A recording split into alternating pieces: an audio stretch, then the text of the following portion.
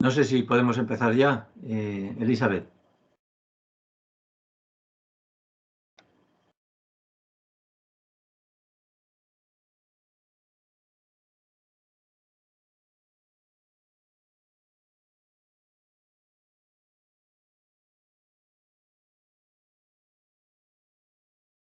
¿Me escuchas, Luis? Sí, sí, te escucho. Ah, vale, yo estaba hablando aquí sola. No me he dado cuenta que tenía los dos micrófonos cerrados. Ya, ya. Chicos, les decía yo que ya vamos a empezar, listo, que el video queda grabado por si alguien no alcanza a entrar a tiempo, para que Estupendo. entonces después retroalimente con la grabación del video en la plataforma de Teams, ¿vale? Muy bien. Entonces, Luis, hoy te voy a dejar que te presentes tú porque Sí, yo a ti te conozco poco. sí, Entonces, nada, con mucho gusto. te voy Pues a nada, dejar. si estamos dispuestos, comenzamos ya. Listo. Sí, arranca de una vez. Muy buenas tardes a todos. Para vosotros, bueno, mediodía, ¿verdad? Pero aquí en España son las 6:00 ya de la tarde. Pues nada, encantado de estar aquí entre vosotros y vosotras. Y gracias, muchas gracias a Elizabeth Quintero, la profesora, por la invitación que nos ha hecho. Y a Fermín Villarroya, que os dio una charla el jueves, me parece, pasado, y que fue el que me habló también de esta posibilidad. Así que encantado estoy. Bueno, soy Luis Rebollo.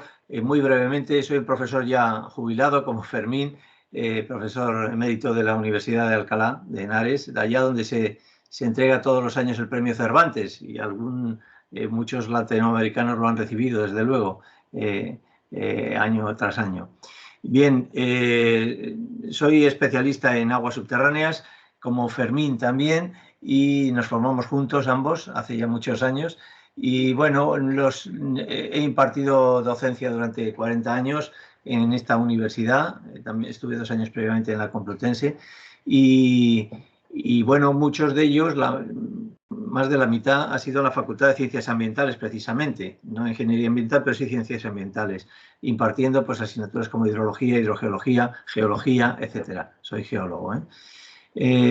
Y también, y voy terminando, en estos 15 últimos años me he dedicado de una manera un poco más intensa a tratar y formar a personas interesadas en la cooperación, el desarrollo y la acción humanitaria, particularmente en el ámbito del agua, el saneamiento y la higiene, como veremos ahora enseguida en el contexto de esta presentación o de esta exposición que voy a hacer para vosotros y vosotras, por supuesto.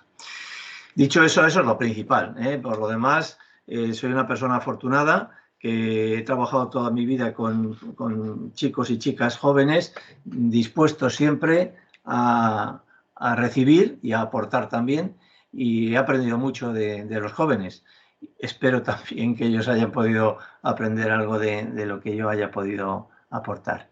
Bueno, pues sin más preludios, entramos ya en la tarea que nos hemos propuesto esta tarde, que es una charla sobre agua y cooperación al desarrollo. En realidad, cooperación al desarrollo y acción humanitaria, ¿eh? Como decía ahí, el papel del agua en el desarrollo humano, la salud y el medio ambiente. Creo que ya disponéis de la presentación en las diapositivas y también un resumen en 2 páginas que he hecho, digamos, de la esencia de la presentación. Sí os advierto que es bastante larga, tiene 72, me parece, diapositivas, eso que he recortado también, y lo que significa que 1 minuto escaso de media para poder llegar al final sin ello, en fin, terminando lo que es la propia presentación. Os animo a que cualquier pregunta o sugerencia o idea que se os ocurra, preferentemente la hagáis hacia el final, porque si no va a ser difícil llegar, pero en todo caso, si la cosa no podéis esperar hasta entonces, pues directamente sobre la marcha sin ningún problema. Bueno, pues sin más, lo que vamos perdón, que voy a poner en modo presentación, eso es. Ahí tenéis el sumario, digamos, de lo que vamos a ver. Una introducción que es muy larga, es para situarnos en el contexto. Habla un poco todo de las condiciones de subdesarrollo o de desarrollo incipiente que particularmente afecta a los países y a las regiones menos favorecidas, ¿no? el derecho al agua y al saneamiento, la importancia que tiene para la vida y el desarrollo de las personas, cómo, digamos, hay una muy diferente posibilidad de acceso al agua y al saneamiento según los contextos, las regiones, los niveles, los ámbitos rurales, urbanos, género, ricos, pobres, etcétera, etcétera. Cómo, por otra parte, el agua es un elemento que puede transmitir enfermedades, pero también que puede prevenirlas, lógicamente, y en definitiva, por último, pues cómo podemos hacer para controlar, para proteger el agua en la gestión ordinaria de la misma. Esta primera diapositiva es para situarnos en el contexto, como os decía al principio, del valor que tiene el agua y la situación general en la que se encuentra. Que somos agua y que necesitamos agua, creo que todos y todas lo conocéis perfectamente. Nuestras células tienen la mayor parte del contenido es agua justamente, y por otra parte, sin agua no podemos sobrevivir, solamente unos pocos días, bastante menos que sin comida, lo que significa que el agua es, no descubro nada, un elemento esencial para la vida, pero también para el desarrollo sostenible, para un desarrollo que sea racional, que sea equitativo, que sea equilibrado con la naturaleza. Además, los recursos hídricos, no solo el agua como tal recurso hídrico, sino los servicios que presta el agua a la sociedad, pues desempeña un papel clave, y eso es lo importante en lo que me quiero centrar en estas primeras diapositivas, en la reducción de la pobreza, en el crecimiento económico y en la sostenibilidad ambiental. Muy especialmente me referiré a la de la reducción de la pobreza. Por otra parte, y específicamente, mejorar la gestión de esos recursos pues va a permitir que se erradique, o por lo menos se disminuya, digamos, el efecto negativo que tiene la pobreza en las personas. Y la idea es, como indica la Agenda 2030, los Objetivos de Desarrollo Sostenible, en definitiva, sin dejar nadie atrás hacia ese camino de desarrollo, teniendo en cuenta además que hay una serie de colectivos, digamos, que están amenazados de mayor riesgo que el conjunto de la sociedad, como son las mujeres y las niñas en general, las minorías étnicas, religiosas, lingüísticas también en algunos países, los migrantes, los refugiados o desplazados, y también las personas mayores, enfermas, discapacitadas. Todo eso son elementos que pueden dificultar el que llegue de una manera ostensible digamos, el acceso al agua, al saneamiento y a la higiene, como ahora veremos enseguida, de una manera pues efectiva. Como dice ahí, el agua es fuente de oportunidades, por supuesto, pues por supuesto para la agricultura, para la ganadería, es imprescindible y genera oportunidades muy importantes, productivas, de negocio, de sostenimiento, de vida propiamente, para la pesca y la agricultura también, pero también para el ocio, para el esparcimiento, también para los servicios ambientales, como decíamos antes, ¿no? No solo los recursos hídricos per se, sino los servicios que ofrecen a la sociedad y al medio ambiente, a los ecosistemas. Pero al mismo tiempo, en muchas ocasiones, el agua también es origen de problemas, y yo creo que en Colombia tenéis ya alguna experiencia en ese sentido, porque por un lado pueden ser fuente de catástrofes naturales, inundaciones, ciclones, huracanes, vinculados siempre al agua, estos aguaceros tan tremendos, ¿no? Y también de enfermedades por la transmisión de los organismos patógenos, de los virus, de las bacterias, fundamentalmente a través de aguas contaminadas o en mal estado de conservación.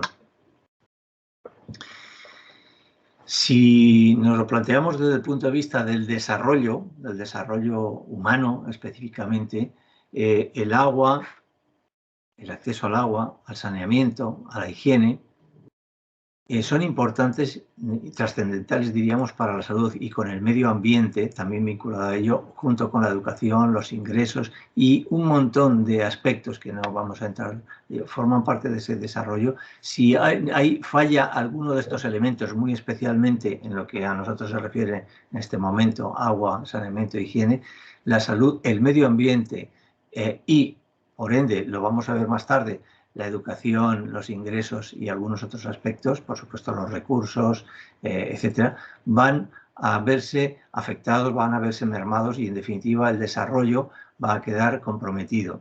De igual manera, la acción humanitaria que se ejerce normalmente pues, por organismos estatales o no, gubernamentales o no, ONGs o bien instituciones públicas de los distintos países a nivel regional, a nivel del país o a nivel internacional también, pues van a tratar de llevar estos elementos de agua, saneamiento e higiene en situaciones de emergencia, de manera que no, como decía antes, no se vea comprometido o aún más comprometido el desarrollo, incluso la vida de las personas.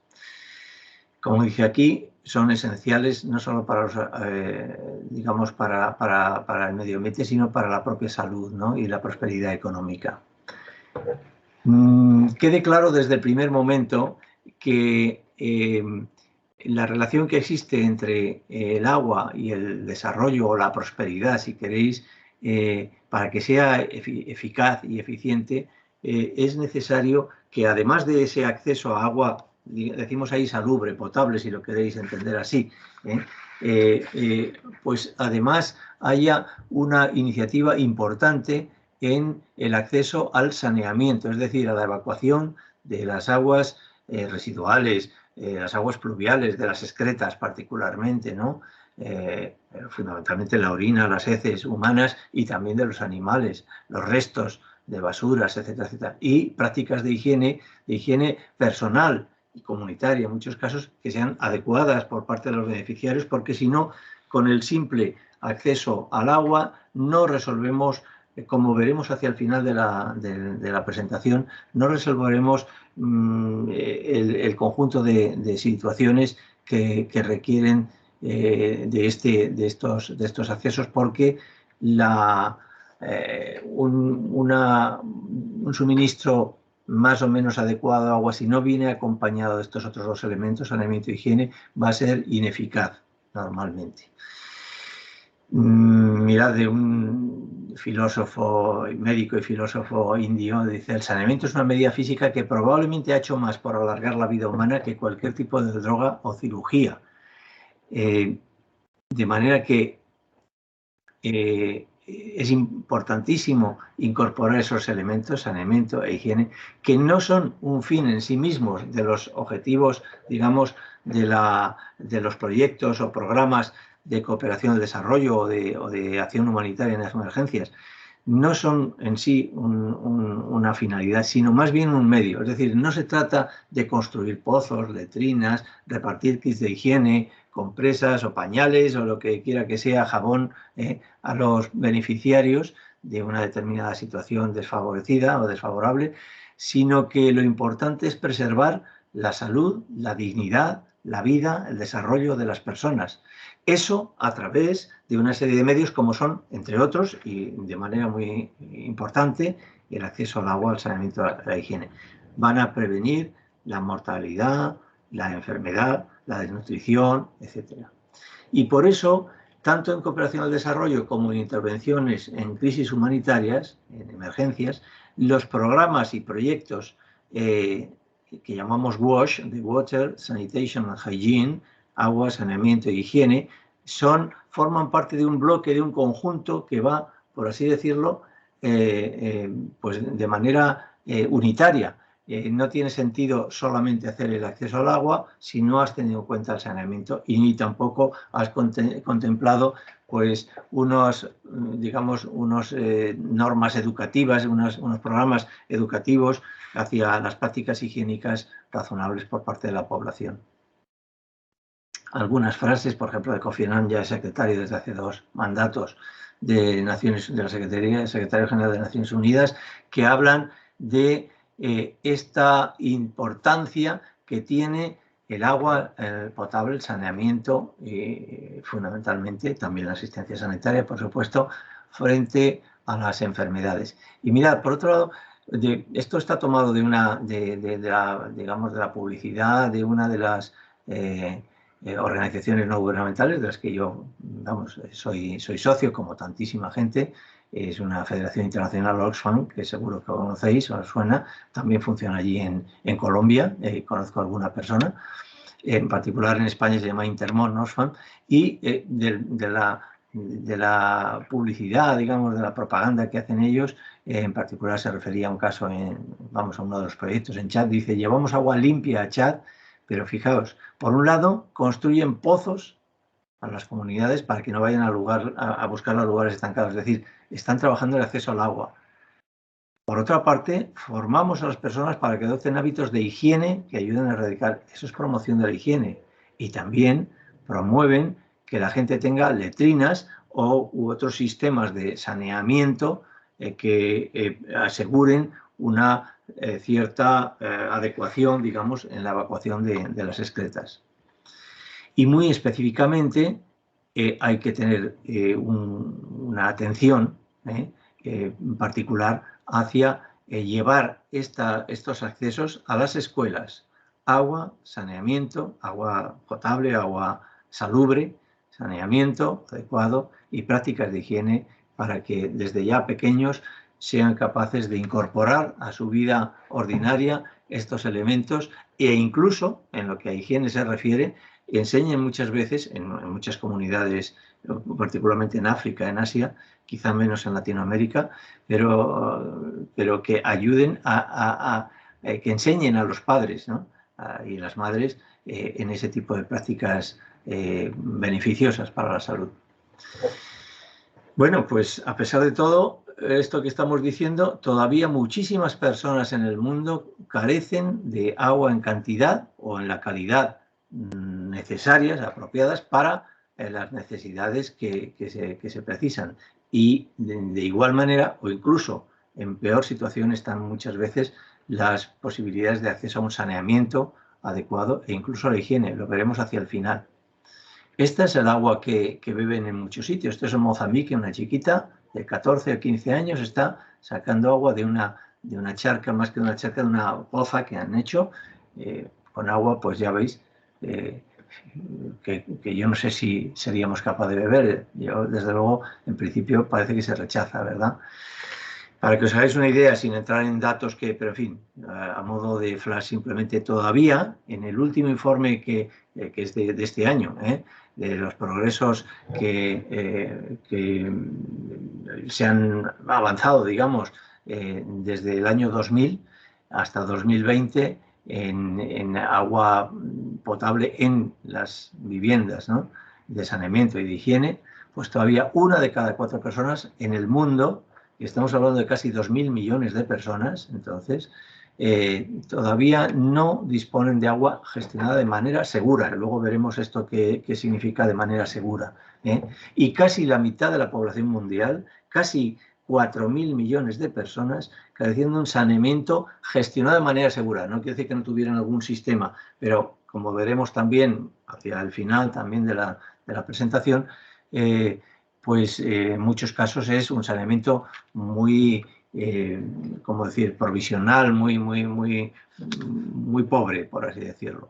Por otra parte, la pandemia, COVID-19, nos ha hecho ver todavía más, o nos ha reafirmado, digamos, en la necesidad de que todo el mundo pueda tener unas buenas prácticas de higiene, particularmente de higiene de manos. Sabéis que ha sido fundamental, una de las, aparte de las mascarillas, pues el lavado de manos ha sido fundamental. Pues todavía, antes de iniciarse la pandemia, en 2019, 3 de cada 10 personas, todavía el 30%, no podían lavarse las manos con agua y jabón dentro de sus hogares porque carecían de agua, de jabón o de ambas cosas. Bueno, aquí os planteo alguna, si alguien quiere intervenir, una o dos personas simplemente, ¿qué entendemos por pobreza? Que además, como podemos imaginar, no necesariamente se da solamente en los países que llamamos subdesarrollados o en vías de desarrollo, también en el primer mundo, por así decirlo. ¿Alguien quiere aportar alguna idea? Muy breve porque, y perdonad que sea tan exigente en este sentido, porque si no, no tenemos 70 diapositivas, vamos por la 10. Pues vosotros veréis. ¿Hay alguna aportación? Pues tener mucha cantidad de agua, pero poca calidad en ella misma. Eso podría ser un cierto carácter de pobreza, pero hablando en términos más generales, si cabe, independientemente del agua. El agua, evidentemente, es si no se tiene agua o se tiene agua de mala calidad, pues evidentemente eso va a generar pobreza o va a hacer que difícilmente se pueda salir de la pobreza. Pero ¿alguna otra característica de la pobreza? Yo creo que hay algo que todo el mundo, cuando tiene... El difícil acceso a necesidades básicas. La dificultad de acceder a las necesidades básicas. ¿Alguna cosa más?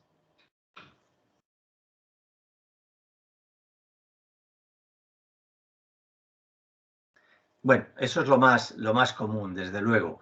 Mirad, digamos, tomado de cualquier enciclopedia, pues normalmente la pobreza se entiende como la carencia de ingresos, es decir, de recursos económicos o de bienes necesarios para satisfacer, como ha dicho el último compañero, las necesidades básicas o la supervivencia, vivienda, alimento, agua también, por supuesto, vestido, como dijo también el primero, o en agua o en malas condiciones, el alimento en malas condiciones, o una vivienda que no se puede considerar como tal vivienda, que es una chabola, un slum inhabitable, pues evidentemente también está dentro de lo que se llama pobreza. Pero no queda solo ahí. Hay otro aspecto que quizá es casi, no diré que más importante, pero tan importante al menos sí, que es la carencia de capacidades, oportunidades, opciones para una vida digna. Empleo, salud, educación, tener un terrenito, algo que pueda permitir una productividad en un jardín, vamos, en un jardín, en un huerto, en lo que sea. Bueno, pues eso empleo, salud, educación, tierra, por poner esos casos que están ahí indicados, hay en muchos sitios que desde luego no se está cumpliendo con ello. Desde luego en nuestro país, en España, ya os comento que eso no está generalizado a todo el mundo. Sí es verdad que, bueno, hay la mayor parte de las personas, pero que hay un porcentaje muy elevado, se habla de cerca del 20% de las personas que en nuestro país están en situación de pobreza, entendiendo por pobreza no tanto algo de esto, que también, sino sobre todo algo de esto, de oportunidades. Simplemente el paro, el desempleo en nuestro país y particularmente entre los jóvenes es muy elevado, de los más elevados de Europa. Y bueno, pues no favorece precisamente el que esas personas puedan desarrollar una vida digna y que merezca la pena de desarrollar, de vivir, de compartir con terceros, ¿no? Bueno, precisamente esa carencia de acceso al agua, al saneamiento y la higiene, pues muchas veces está condicionada precisamente por un bajo desarrollo humano, por una situación de pobreza. Mirad, desde el punto de vista, diríamos, prácticamente de los ingresos nada más, lo que es el Producto Interior Bruto, en paridad de poder adquisitivo, para armonizarlo por distintas regiones o países del mundo, per cápita, es decir, por cabeza, en 2020, datos muy recientes del Fondo Monetario Internacional, este esquema que tenéis aquí, pues veis que hay algunas regiones o algunos continentes, podríamos decir prácticamente, como es muy especialmente África, sobre todo la África subsahariana, que están en situaciones de ingresos económicos, es decir, de disponibilidad de dinero, de plata, no sé cómo decís allí propiamente, ¿no? Pues muy bajos, están por debajo en algunos países de 500, el Congo, ¿no? Por ejemplo, Ruanda, Mozambique, por ejemplo, ¿no? Por debajo de 500 dólares internacionales per cápita. Y aquí os pongo que como los últimos datos que yo he podido ver de octubre del mes pasado, Colombia está en unos 16.000 dólares, España está en 42.000. Hay países que están en 120.000, los más aventajados, que son países o bien del centro de Europa o del norte de Europa, también Estados Unidos, Japón, etcétera, ¿no? Pero muy especialmente. Bueno, caso de Colombia, pues aquí, bueno, aquí figura que está entre 2.500 y 10.000. Realmente el último dato que yo he visto es de este, con lo cual no casa demasiado. Puede ser porque en algunos casos está hecho por el Fondo Monetario Internacional y otros por el Banco Mundial, que tienen diferentes estadísticas, aunque tienen que ser suficientemente parecidas. Pero no es tan importante seguramente digamos, el ingreso o los recursos económicos solo, sino propiamente lo que llamamos el desarrollo humano. El desarrollo humano es, digamos, un concepto que ha acuñado, digamos, el Programa de Naciones Unidas para el Desarrollo, el PNUD, ya desde hace muchos años. Desde el año 90, anualmente elaboran un informe, el PNUD, en el que estudia cómo va evolucionando ese índice. Es un índice que contempla esencialmente, de una manera un poco compleja, que ahora no os puedo definir, digamos, entretenerme, pero contempla esencialmente tres entradas. Una que tiene que ver con los ingresos, es decir, los recursos económicos, otra con la salud o la esperanza de vida y otra con la educación o los índices de matriculación, de alfabetización de las personas, etcétera. Combinado de una determinada manera. De manera que ese valor oscila entre 0 y 1. 0 sería la carencia del más mínimo desarrollo humano y 1 sería el máximo, la situación perfecta. Bueno, pues se clasifican los países todos los años. Se establecen esas clasificaciones por el PNUD. Este es del último que hay disponible, de 2020. El de 2021 no ha salido todavía, no ha terminado el año, lógicamente. Y fijaos, el máximo se sitúa en países escandinavos, muy especialmente en Noruega, que tiene un 0,957, ya muy cerca del 1. Y el más bajo de todos ellos, de 189 países o 190, es Níger, un país de África, como, bueno, pues como ya podéis imaginar aquí está Níger, eso es Níger, aquí, si no me equivoco. Y esto Nigeria, sí. Pues en el puesto con 0,394. Bueno, Colombia está por encima de la media mundial, 0,767, España también, 0,09, 0,90, pero queda todavía mucho por avanzar, sobre todo en estas regiones, que como veis son sobre todo el África subsahariana muy especialmente, también el sudeste de Asia, como veis ahí, algún país próximo al vuestro también, por supuesto Haití, Nicaragua, etcétera, que están en situaciones muy complicadas. Por cierto, de los países que están por debajo de 0,5, pues tenéis que, bueno, por debajo de 0,55 es el índice que se llama desarrollo bajo, desarrollo humano bajo. Pues de esos 18 países que están por debajo de 0,5, todos ellos son africanos, todos. Y por debajo de ese valor, los 30... de los 30 últimos, 25 africanos también. Así que, en fin, uno de ellos es americano, vamos, caribeño, ¿no? El Haití. Hay otros, hay 3 oceánicos y otro Yemen, que está entre África y Asia. Bueno, pues, por otra parte, incluso en los países más ricos o más desarrollados, los que forman parte de la OCDE, la Organización para la Cooperación y el Desarrollo, organismo en el que está España desde los inicios en los años 60 y tantos, creo recordar, del siglo pasado. Colombia, por cierto, se ha incorporado en el año 2018. Hay 37 países, el penúltimo me parece incorporarse creo que ha sido Colombia precisamente. Pues fijaos, también hay una tasa de pobreza más elevada para las personas mayores que para el resto de la población. Si esto es la tasa de pobreza de las personas mayores, 0, 10, 20, 30, 40, y esto es la de la población en su conjunto, esta línea, que sería la bisectriz, digamos 40-40, 20-20, etcétera, etcétera, pues fijaos que la gran mayoría de los países que figuran aquí, la gran mayoría de la OCDE. Aquí no aparece Colombia, porque Colombia, como digo, se incorpora en 2018 y estos los datos, como dice ahí, que proceden de la OCDE, pero corresponde a 2008.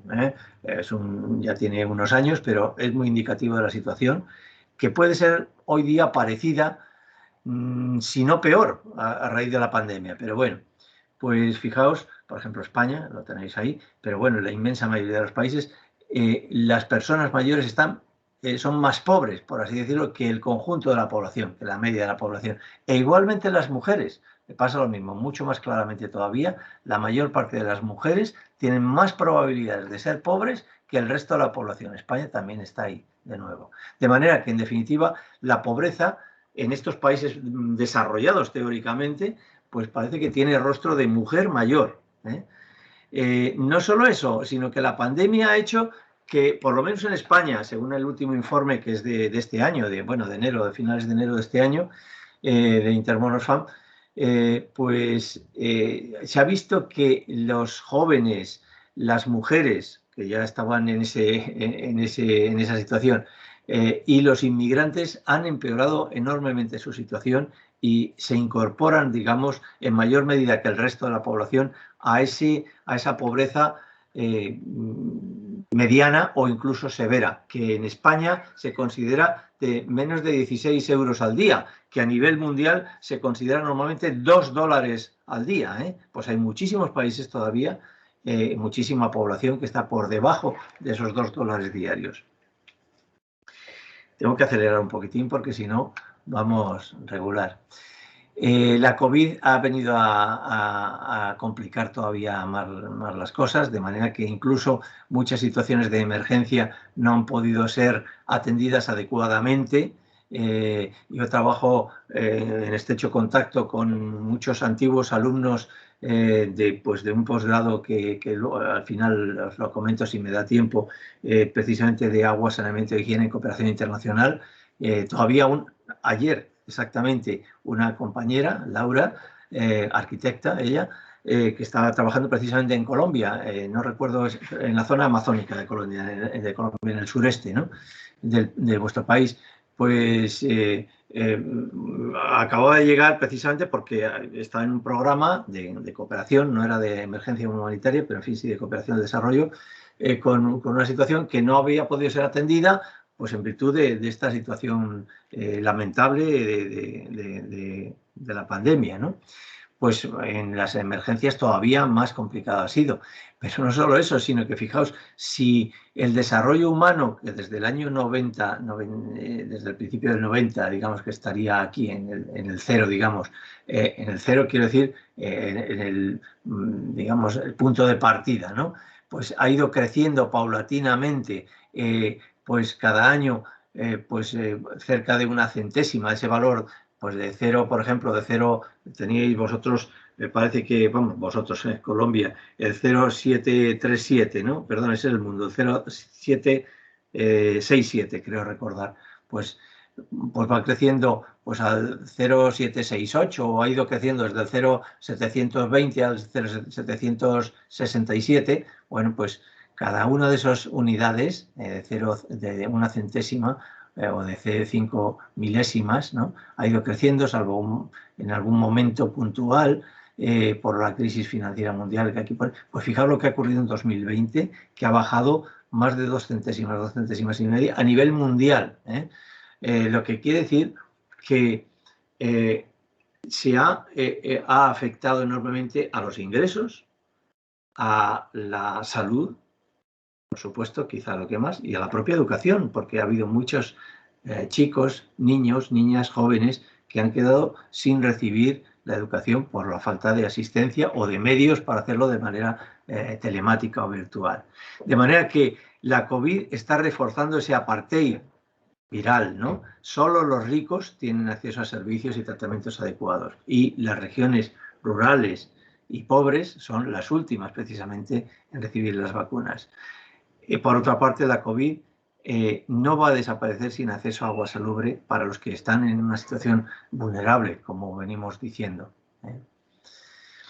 Tenéis ahí, según el Fondo Monetario Internacional, pues lo que son los países que ya están, se supone, en un nivel de desarrollo importante, los que están en vías de desarrollo, aunque aquí hay una mezcla muy importante porque hay países emergentes como Brasil, como la India, como Indonesia, como Rusia, en fin, fundamentalmente, ¿no?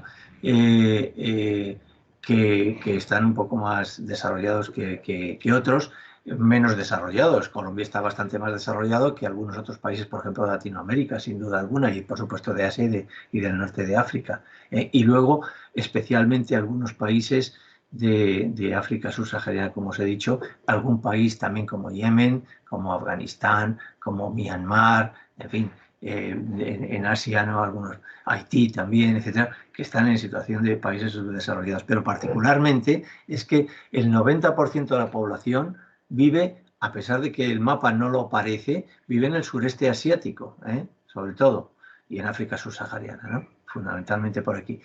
¿Por qué aquí, sobre todo? Pues porque la mayor parte de la población mundial se concentra en este continente. Pero además que el 70% de los pobres extremos, esos que no llegan ni a $1,25 al día, están en 10 países, de los cuales, si os fijáis, prácticamente, quitando Bangladesh, China, India e Indonesia, los demás están en África. Estos sí destacan, pero por el volumen de población. China es la que tiene unos 1.400 millones, India la va a adelantar a China en 2, 3, 4 años, tiene 1.350 más o menos. Bangladesh, Indonesia tiene muchísima población, cientos de millones de personas. Y luego los otros que tienen menos, Nigeria tiene bastante, tiene 250 o por ahí millones de personas, pues están en África.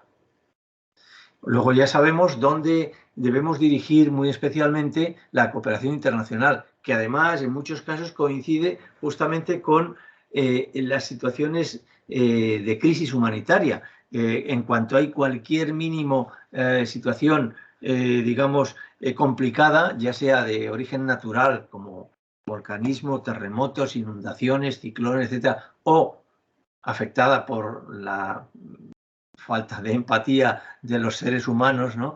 Persecuciones, desplazamientos, guerras, migraciones, conflictos, pues tenemos ese caso.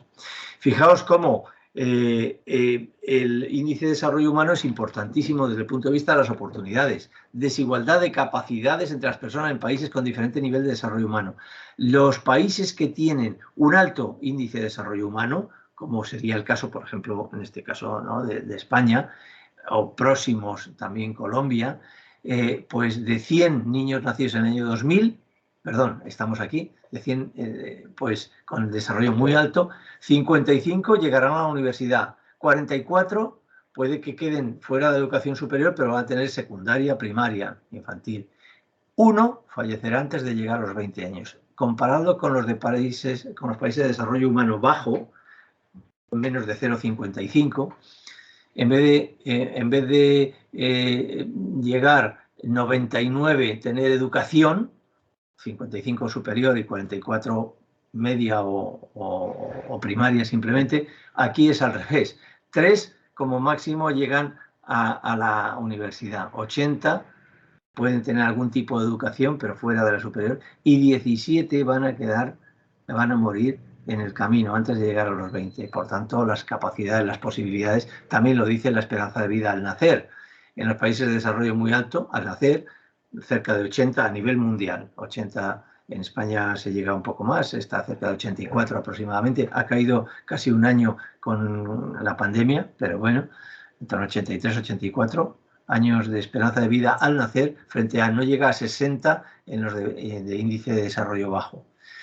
Y cuando se llega a los 70 años, 70 tengo yo, pues teóricamente a mí me correspondería todavía 14, si Dios quiere, años de vida, ¿no? Hasta los 84 y pico, 10 como mucho en los índices, en los de IDH bajo. Por tanto, condiciona muchísimo, muchísimo esas situaciones de pobreza o de falta de desarrollo humano, y por eso es por lo que la cooperación al desarrollo se hace imprescindible hoy por hoy.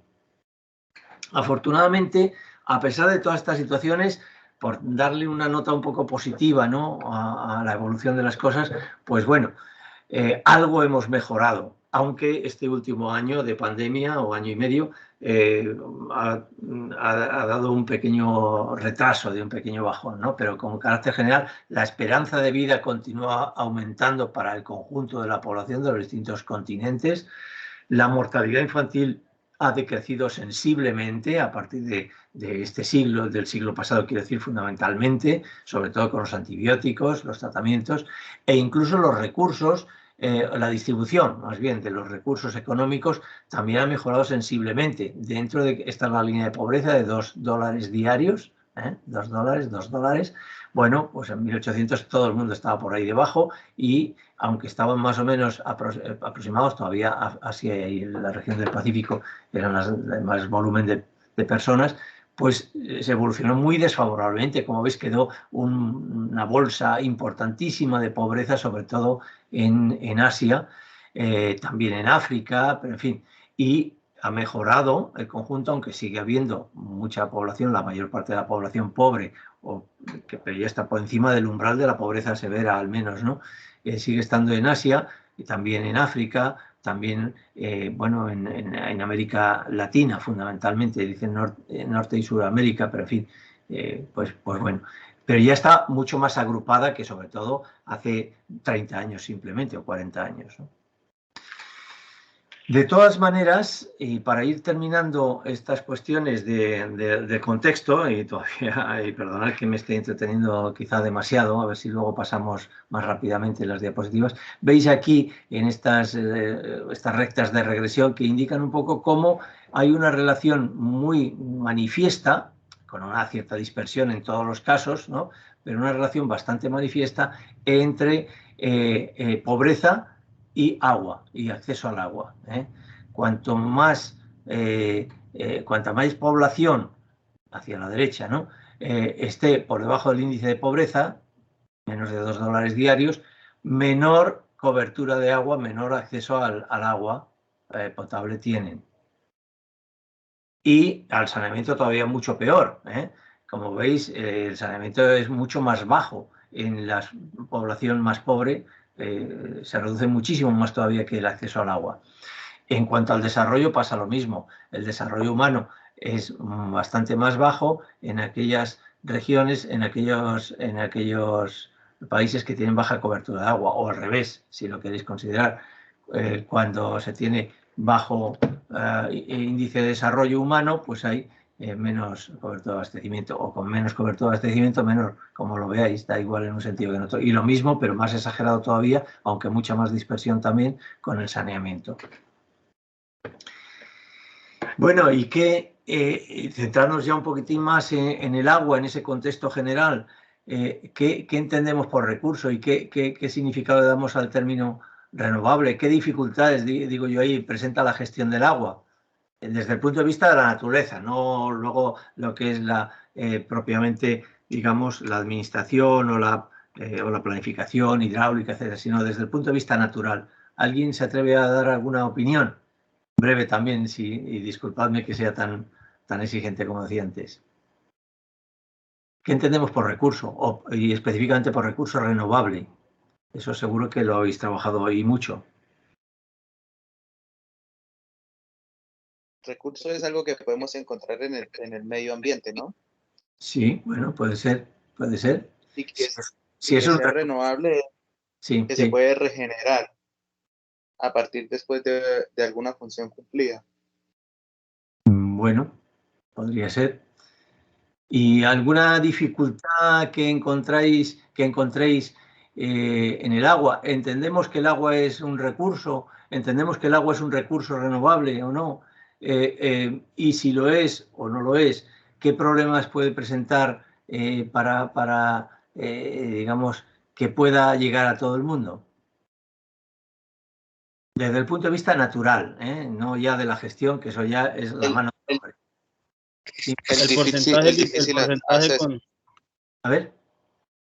El porcentaje global de consumo que se puede consumir, tenemos un poco porcentaje. ¿Alguna otra opinión? Sí, por ejemplo, hay comunidades que no cuentan con difícil acceso al Sí.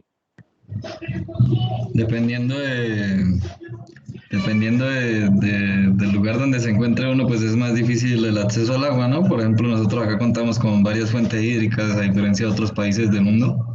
Sí, correcto. Sí, sí, tenéis toda la razón, por supuesto.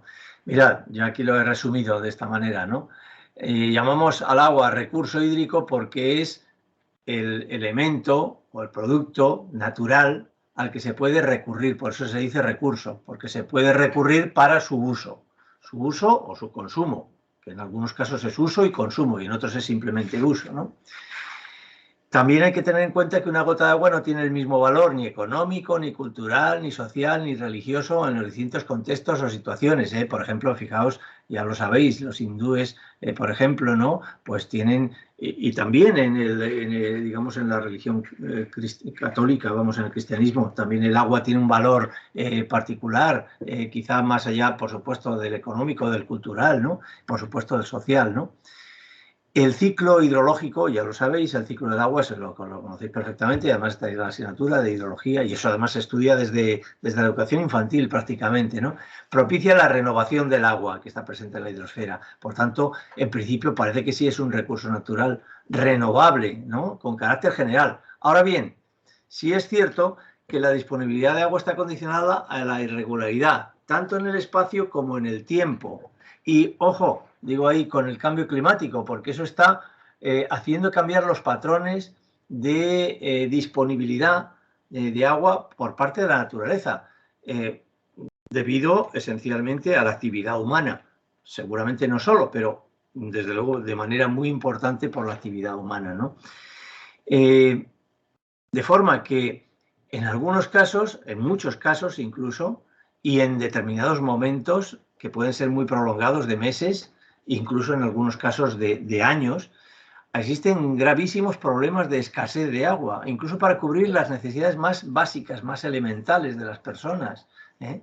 Pero en otros casos, y de eso creo que sabéis vosotros bastante, porque vuestro país, afortunadamente, y vuestra región además también, ¿no? Yo creo que tiene una disponibilidad de agua enorme, desde luego mucho mayor que la de España, ahora lo vemos, pero llegáis a tener serios problemas de, digamos, de desbordamientos, de inundaciones, de daños humanos y materiales. Además, lógicamente, de los problemas de la calidad, que antes alguien también mencionó esa circunstancia. Luego, el agua es un recurso natural porque lo proporciona la naturaleza, renovable porque efectivamente hay un mecanismo que es el ciclo del agua, el ciclo hidrológico, que permite que se renueve.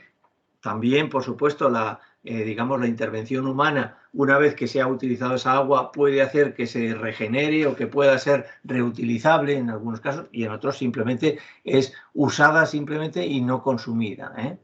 Bien, todo esto lo sabéis, que el volumen de agua presente en la hidrosfera es más o menos ya constante desde hace muchos millones de años, pero que la mayor parte es agua salada, inmensa mayor parte, el 97,5%, y solo el 2,5% de agua dulce, del cual la mayor parte está en forma de hielo en los glaciares, lejos de donde está la actividad humana, sobre todo en la Antártida y en Groenlandia, fundamentalmente también en algunas cadenas montañosas importantes, ¿no? Pero el resto está en los acuíferos, sobre todo, bajo suelo, bajo el terreno, como aguas subterráneas, y en los ríos, arroyos, lagos, embalses, etcétera, en superficie. Pero fijaos, en esta imagen, el tamaño, digamos, de los circulitos nos da una idea de dónde está concentrada por glaciar, contrastando, digamos, ¿no? En forma de hielo, en forma de agua superficial, accesible, digamos, en los ríos, o en forma de agua subterránea en el subsuelo. Pues fijaos cómo del agua líquida, digamos, continental, que es la de los ríos y la subterránea, son las aguas subterráneas, están mucho más presentes en todo el mundo que las aguas superficiales, que además tienen un carácter lineal, o estás en el valle, en el fondo del valle del río, o difícilmente vas a poder, mientras que el agua subterránea está presente prácticamente en todas partes, ¿no? Y además de constituir la mayor reserva de agua, de almacenamiento, además es que está mejor protegida el agua subterránea que el agua superficial frente a las actividades contaminantes que se dan todas en superficie, como podéis imaginar. De ahí el valor importante que tiene el agua subterránea para la satisfacción de las diversas necesidades de las personas. Bueno, pues curiosamente, por eso decíamos que es renovable, entre comillas, porque en algunas regiones no tanto. Y ahí os he señalado con ese circulito vuestro país para que veáis que, bueno, ya lo sabíais, por supuesto, que estáis en una situación extraordinaria de la renovabilidad de los recursos hídricos, tanto por países en general, los millones, miles de millones, en este caso de metros cúbicos, un kilómetro cúbico son 1000 millones, un billón, es decir, 1000 millones de metros cúbicos al año. Bueno, pues estáis en una situación envidiable respecto, por ejemplo, de España mismamente, ¿no? E incluso por persona. Por persona se complica la cosa. Fijaos que hay ciertos países de África, no tanto el África subsahariana como el norte de África, el sur de África, donde están los grandes desiertos, etcétera, también en China, Gobi, vamos, en estas zonas, ¿no?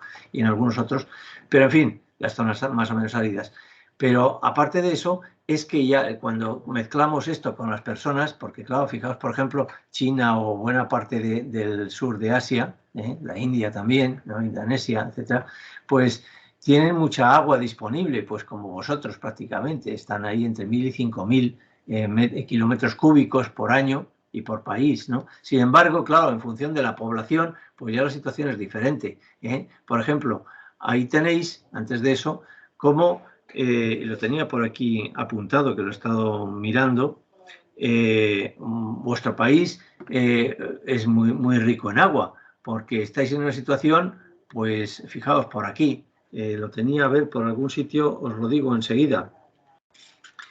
Tenéis, a ver, perdonad un momentín, que lo tenía aquí apuntado, aproximadamente 40 y tantos mil, sí, 45.400 metros cúbicos más o menos por persona y año. Disponéis teóricamente en función de las precipitaciones, la escorrentía, etcétera, la evapotranspiración que también se restaría, etcétera, ¿no? Frente, por ejemplo, a España, que estamos aproximadamente en 2.300 o por ahí. Eso es consecuencia de dividir simplemente el volumen de recursos hídricos de que dispone cada país entre la población. La población de Colombia es un poco mayor que la de España, si no me equivoco, debe estar en torno a 51 millones de personas, en España estamos en 47 y pico. Bueno, pues claro, a una población más o menos semejante, pero vosotros tenéis como 20 veces más recursos hídricos globales que nosotros, pues esa es la cuestión. Pero que hay países que están en situación de vulnerabilidad hídrica, como es el caso de España, que está en 2.300 o por ahí, de estrés hídrico o incluso de escasez, o escasez absoluta, menos de 500 metros cúbicos por persona y año, como hay algunos países que veis aquí, ¿no? Así que es renovable, pero relativamente. Y decía aquí que, tomado del Banco Mundial, un informe muy reciente, vamos, del año pasado, del Banco Mundial sobre Colombia, decía es rica en agua, pero no llega a todos los colombianos. Eso es una cosa importante. Cuando hablamos a nivel de país o hacemos esas medias, pues puede resultar bien, mal o regular. Pero cuando enfocamos en detalle, y alguna diapositiva más adelante en esa misma línea, pues vais a ver que la situación puede ser dramática incluso para algunas personas, a pesar de que pues la realidad es que el valor medio sea alto, ¿no? Un tercio de la población urbana está afectada por estrés hídrico y, bueno, pues hay problemas de exceso, por un lado, que dan lugar a inundaciones, de escasez y de contaminación. En vuestro caso, según el informe del Banco Mundial, como digo, que he mirado recientemente. Nivel de estrés hídrico tenéis físico, digamos, por la disponibilidad teórica del agua en función del clima, pero también hay nivel de estrés, digamos, económico, ¿no? O de escasez económica, ¿no? Pero sobre todo estos países que pueden tener mucha agua teóricamente en los países ecuatoriales, incluso puede ocurrir, por ejemplo, en estos países, ¿no? De esto que es Ecuador y Perú, ¿no? Si no me equivoco, Bolivia, etcétera, pues están en situaciones muy complejas porque hay otros elementos como pudieran ser pues la ausencia de un Estado fuerte, de recursos financieros institucionales, de capacitación técnica que no permiten que, a pesar de tener teóricamente mucha agua, esa no llega a los hogares. En todo caso, es un recurso renovable con carácter general, aunque con algunas excepciones temporales o espaciales, pero limitado. No podemos aumentarlo normalmente, salvo regenerando el agua, quizá en ocasiones, pero es que el uso y consumo del agua ha crecido muchísimo más rápidamente que rápidamente, sí, que esa disponibilidad. De manera que ya estamos cerca de 8.000 millones de personas. Las previsiones más recientes es que al ritmo actual, que en julio del año que viene lleguemos a los 8.000 millones de personas. Estamos en 7.900 y pico, luego lo pongo ahí en una diapositiva. Y eso va a generar más presión. Fijaos, por ejemplo, sobre todo en el sur de Asia, esto es en el año 2000 y en el año 2050. Ya tenían algunos países un estrés hídrico grave. Pues fijaos lo que va a ocurrir en 2050. Es tremendo. No ocurre tanto en América Latina y el Caribe, como es vuestro caso, porque dispone de mucha agua, o en el este de Asia, el Pacífico, pero en algunos países, pero en otros, fijaos cómo está la situación. Por tanto, hay que ser muy cuidadosos con esa circunstancia. Eso viene determinado y estudiado durante muchos años ya, desde uno de los informes del PNUD del año 2006, que específicamente se centraba en el tema del agua, los informes que todos los años el UNESCO y el Programa Mundial de Evaluación de Recursos Hídricos plantean a la sociedad. Los tenéis ahí más en detalle. Al principio eran cada 3 años, desde el año 2003, el 6, el 9, el 12, y luego a partir del 14 ya fueron anuales. Este es el último, que no está traducido todavía al español, al castellano, pero bueno, y algunos otros informes auxiliares que también desarrollan la cuestión.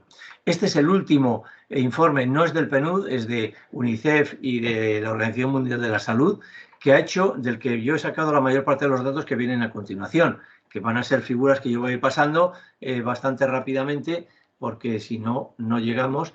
Y bueno, pues aportan una información muy importante de cómo ha evolucionado desde el año 2000 hasta este año pasado, ¿no? Y las conclusiones principales son estas, que lo que ya sabíamos, que el agua es el principal recurso para la vida, componente esencial del desarrollo y fundamental para reducir la pobreza, pero que al mismo tiempo influyen como factores significativos esa pobreza, la malnutrición, el aumento de la demografía, el aumento del proceso de migración a las ciudades, la urbanización, la globalización y el cambio climático, y que sigue aumentando el ritmo constante, de forma constante, de explotación del agua, y que, bueno, pues tenemos que adoptar alguna fórmula que permita que eso pueda cambiar, porque si no va a haber, como ya veíamos en las diapositivas anteriores, pues una dificultad grave para atender a todas las personas.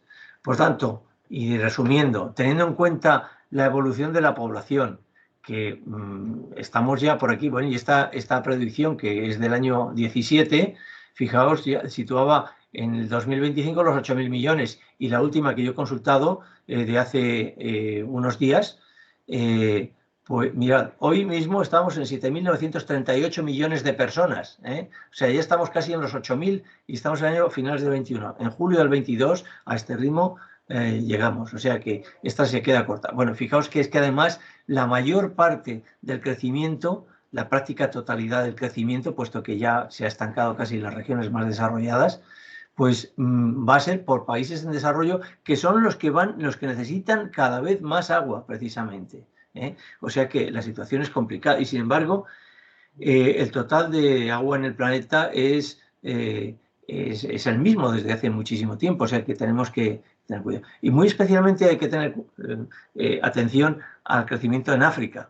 Fijaos, esta es la curva de la proyección de la población hasta el año 2100 de África, esta de aquí, porque bueno, Asia, pues sí, prácticamente, teóricamente, en torno al año 50 o por ahí se estabilizará e incluso tenderá a bajar en función de la demografía, los patrones demográficos de natalidad que en estos momentos y los otros países, las otras regiones, pues, pero África va a ser un problema muy serio, de manera que tenemos que tener cuidado. Y además a eso se añade, como decía hace un momento, la progresiva concentración de población en el entorno de las grandes urbes, que está provocando problemas muy serios de abastecimiento y de saneamiento.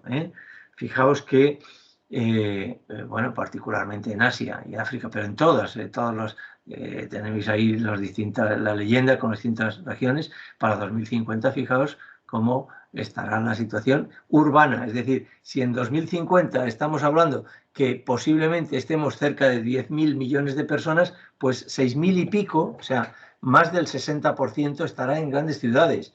O sea, con la complicación que eso supone, por supuesto. El crecimiento de la población ha sido más rápido que los avances en la cobertura de saneamiento y de agua, especialmente en esas zonas urbanas.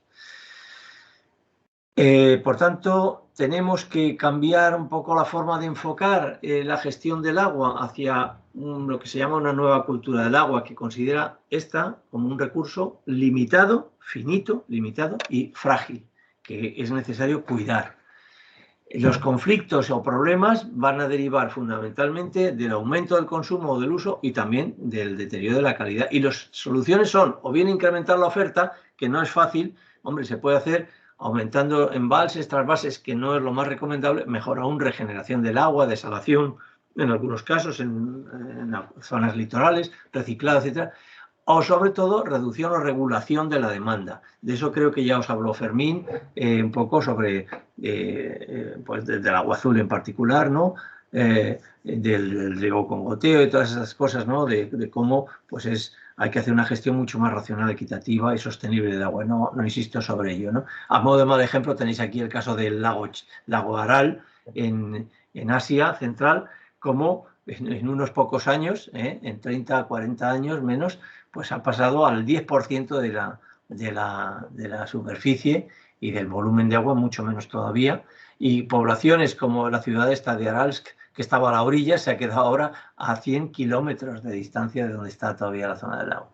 En resumen y concluyendo esto, digamos que, por tanto, se hace necesario totalmente el acceso al agua potable, puesto que es esencial para la salud, el desarrollo, la reducción de la pobreza y muy especialmente en situaciones de emergencia, puesto que, bueno, pues ahí ya sí que las dificultades de brotes epidémicos, de hacinamiento, etcétera, pues van a complicar todavía muchísimo más las cosas, ¿no? Tenéis estos de Cruz Roja Española, en este caso, como las unidades de respuesta de emergencia, pues justamente llegan a esa intención de minimizar los riesgos en la salud de la población y cómo agua, saneamiento e higiene son elementos de un mismo puzzle para poder impedir, digamos, esa ruta fecal-oral de la que hablaremos enseguida, si llegamos, espero que sí, para ello. El derecho al agua, me entretengo muy poquitín porque creo que todos conocéis ya que desde hace unos años, del año 2015 en concreto, se llegaron finalmente, primero en el 2011 y luego en el 2015, a reconocer por parte de la Asamblea General de Naciones Unidas el derecho humano al agua, primero, y luego el derecho humano al saneamiento. Derechos ambos compatibles y complementarios, esenciales para que puedan ejercerse todos los demás derechos humanos, ¿no? Derecho al agua es el derecho a disponer de agua suficiente en cantidad, en calidad, aceptable, salubre, accesible, físicamente, que esté próxima, asequible económicamente para uso personal y doméstico. Y el derecho al saneamiento también debe tener sin discriminación acceso físico y económico, que sea un saneamiento seguro, que no genere enfermedad o insalubridad, higiénico, aceptable, social y culturalmente, que proporcione privacidad, dignidad a las personas. Bueno. Precisamente los Objetivos de Desarrollo Sostenible, aprobados, digamos, por la Asamblea General en finales del año 2015, en continuidad o mejor dicho, mejorando sensiblemente el planteamiento de los anteriores Objetivos de Desarrollo del Milenio, que fueron entre 2000 y 2015, y estos tienen el objetivo 2030, vamos, el horizonte 2030, pues sabéis que son 17 objetivos diferentes, que los tenéis aquí de alguna manera. Bueno, pues uno de ellos, el objetivo 6, es este: garantizar la disponibilidad de agua y su gestión sostenible y el saneamiento para todos. Dicho de una manera rápida, con 6 metas, digamos, específicas, ¿no? Y una serie de indicadores, pero ese objetivo que está centrado en el derecho de todos a tener ese agua y ese saneamiento para todo el mundo, pues en realidad está muy relacionado con otros varios de los 17 objetivos, de manera muy directa, por ejemplo, pues lógicamente con la buena salud y bienestar, con agua y saneamiento limpio, es el propio objetivo 6, con ciudades y comunidades sostenibles, con la vida marina, digamos, o acuática, y con la vida en la tierra también, pero no menos importante con la eliminación de la pobreza, del hambre cero, de la igualdad de género, del acceso a una energía limpia, de reducir los desequilibrios, las desigualdades, o de un consumo y producción responsables, por ejemplo, y en general de todos, ¿eh? O sea que es importante, reconocido esto digamos, por la comunidad internacional, ¿no? Sin dejar nadie atrás, que es el lema esquemático, digamos, y fundamental, más sucinto, de los Objetivos de Desarrollo Sostenible. Ya no se trata de mejorar solo las cifras generales, sino que nadie se quede atrás. Ese es el objetivo que en 2030 debería cumplirse y que, como veremos al final, es muy difícil. Hay muchos problemas también. Ya os decía antes que algunas de las grupos o de algunas situaciones, como es el caso de la discapacidad, pues tienen mermado, digamos, o mucho más difícil el acceso al agua y el saneamiento, ¿no? Hay algunas barreras que no son solo barreras físicas, como por ejemplo, pues que están altos el acceso de los pozos, por ejemplo, o de las fuentes, o que las aguas están muy, muy distantes del sitio. Es que son también barreras, digamos, institucionales, que se ignora, no se tiene en cuenta a las personas discapacitadas, o que no se les consulta para la gestión, para poner las fuentes adecuadamente, o hacer determinado tipo de letrinas o de servicios de saneamiento a los que puedan acceder, y por supuesto socialmente los prejuicios, el aislamiento que muchas veces sufren. Con carácter general, ya más allá de la situación de discapacidad, pues bueno, el uso del agua es muy importante, sobre todo en las regiones más densamente pobladas, como es Asia. A la derecha lo que es el consumo, a la izquierda en todos los casos lo que es la extracción. Es decir, que una parte del agua, que en algunos casos es muy importante, se consume, no solo se usa, sino que se consume, para uso fundamentalmente doméstico, industrial y de agricultura. Colombia, el uso predominante es el uso doméstico, no hace falta esa agua verde de la que os hablaba Fermín el otro día, porque tenéis muchas precipitaciones en general, los ríos, en fin, los manantiales, las fuentes son muy importantes, ¿no? Pero en otros muchos países, muy especialmente en los países con menor índice de desarrollo, es la agricultura la que se lleva la parte del león, por así decirlo, la industria en los más industrializados. En España, aunque es un país relativamente industrializado, sin embargo, es el uso agrícola el más importante. De manera que a nivel mundial, prácticamente casi el 70% es de uso agrícola, en torno al 20%, 18-20% es de uso industrial, y en torno al 10-12% es de uso doméstico. Aunque en los países menos desarrollados, como veis ahí, es el 85%, casi el 90% agrícola, y muy poco industrial, y el resto doméstico. Y como veis aquí, esos distintos usos tienen diferente también grado de consumo de agua. La agricultura es en la que más agua se pierde, que sería esta franja grisácea. Esa es la diferencia entre el uso y entre la extracción y el consumo, como veis ahí. porque, vamos, la menor, lo he dicho al revés, es la menor, es decir, que el consumo se acerca mucho más al volumen total de la extracción. En el uso doméstico casi todo se devuelve al medio, si se depura adecuadamente, pues hombre, no hemos perdido gran parte de agua y lo mismo pasa con la industria. El cambio climático está complicándonos enormemente la vida. Fijaos, esto es de los últimos casi 40 años, 37 años me parece. Bueno, perdón, es hasta el año 18, 33 años. Esta es la evolución de la temperatura media mundial. Ha subido, pues, de media, digamos, o en este año, 18, 0,83. Pero es que en esta última cumbre mundial de cambio climático, celebrada hace unas semanas recientes aquí en Glasgow, en Escocia, al Reino Unido, pues se ha aportado ese dato de 1,2 grados entre 1000 centígrados entre 1850 y 2020. Es decir, que vamos muy mal, porque eso implica temperaturas más altas, por tanto, mayor incremento de evaporación en los océanos. Y, al mismo tiempo, eso va a provocar cambios mucho más intensos en los ciclos de agua, nuevos patrones de lluvia que van a ser mucho más concentradas, como ya está ocurriendo en muchos casos, va a generar muchas más inundaciones, muchas más catástrofes en ese sentido, y también muchas sequías, es decir, junto a temperaturas extremas, ¿no? por el calor. De manera que pues algo hay que hacer, sobre todo con los gases de efecto invernadero, que son los que propician fundamentalmente, en virtud de la actividad industrial y la actividad urbana, sobre todo, también en parte de la actividad agrícola, por supuesto, ¿no? Pues estos cambios o este alimento, digamos, del cambio climático.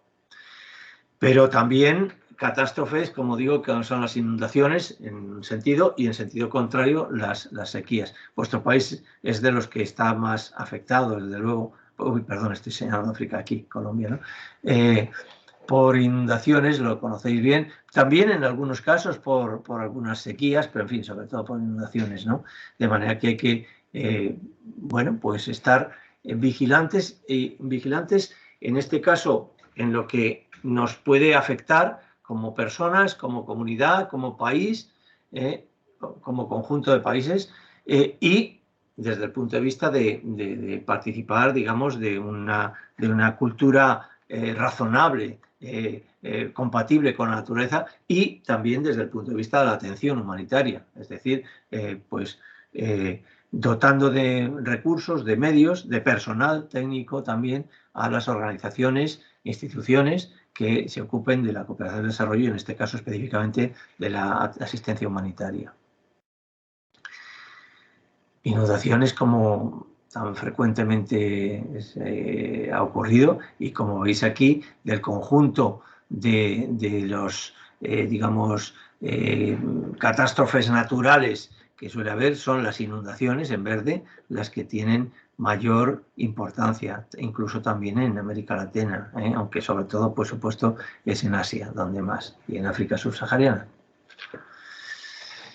Bueno, aquí tenéis un esquema muy elemental en que se ve cómo la falta de agua y de saneamiento, por volver a los orígenes, digamos, pues determina pues un menor consumo, menores ingresos, aumento de enfermedades, menor productividad laboral, siguiendo estos esquemas que ahora no voy a entrar en el detalle porque si no, no llego, nos quedan pues un cuarto de hora o por ahí, ¿no? De manera que quiero avanzar un poquito más, ¿vale?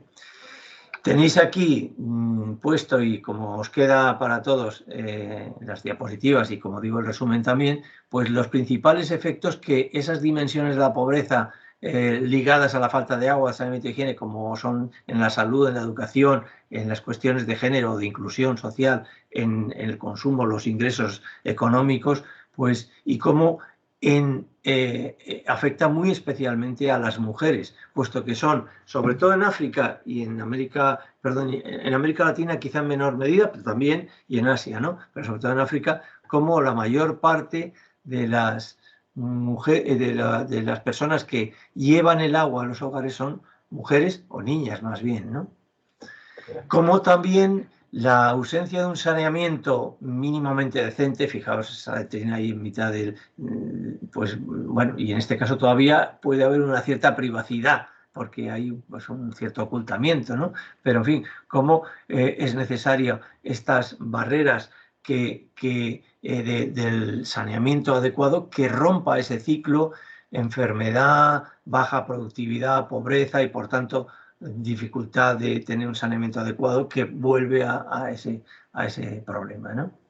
Perdona que voy así tan rápido. Este es un resumen también de cómo el aumento en cantidad y calidad del agua y de saneamiento e higiene proporciona unos efectos positivos sobre las menores posibilidades de enfermedad y de mortalidad, ¿no? Como es mejor higiene, menor ingesta de agentes patógenos y menor número de virus o bacterias o posibilidades de contaminación en el medio ambiente, lo que redunda en la dignidad de las personas, la reducción de la pobreza y, en definitiva, la mejora del desarrollo humano de la comunidad. Bueno, las que vienen ahora son casi todas gráficos y las paso rápidamente, que muestran cómo existe una enorme diferencia de unos sitios a otros en la posibilidad de acceder al agua, al saneamiento y también a la higiene. Esta, pues veo que la he repetido, disculpadme, ya la hemos comentado antes.